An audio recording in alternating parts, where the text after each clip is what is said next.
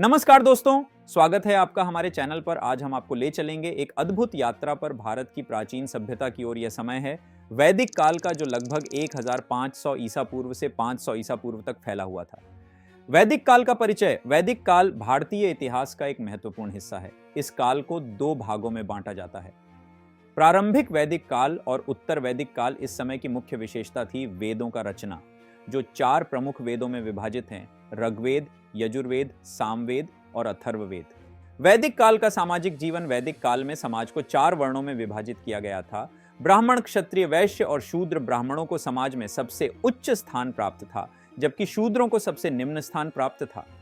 वैदिक काल की धार्मिक मान्यताएं। वैदिक काल में लोग कई देवताओं की पूजा करते थे। इनमें प्रमुख देवता थे इंद्र, वरुण, अग्नि और सोम। वैदिक लोग यज्ञों का भी आयोजन करते थे, जिनके माध्यम से वे देवताओं को प्रसन्न करने का प्रयास करते थे। वैदिक काल का आर्थिक और सांस्कृतिक जीवन। इस काल में कृषि मुख्य आर्थिक गतिविधि थी। लोग पशुपालन, व्यापार और धातु कर्म में भी संलग्न थे। इस समय का साहित्य, कला और संगीत भी विशेष था। सामवेद में संगीत का उल्लेख मिलता है और अनेक श्लोकों का रचना हुई। वैदिक काल में शिक्षा और साहित्य। वैदिक काल में शिक्षा का महत्व था।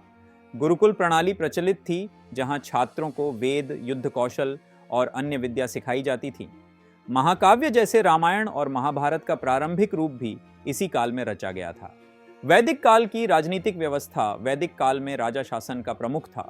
राजा को ईश्वर का प्रतिनिधि माना जाता था। राजा के सहायक के रूप में पुरोहित और मंत्री होते थे। वैदिक काल का निष्कर्ष। वैदिक काल भारतीय इतिहास का एक समृद्ध और महत्वपूर्ण दौर था। इस काल में भारतीय संस्कृति और सभ्यता का विकास हुआ। वैदिक काल के ग्रंथ हमें उस समय के समाज, धर्म, राजनीति और कला और संस्कृति के बारे में महत्वपूर्ण जानकारी देते हैं।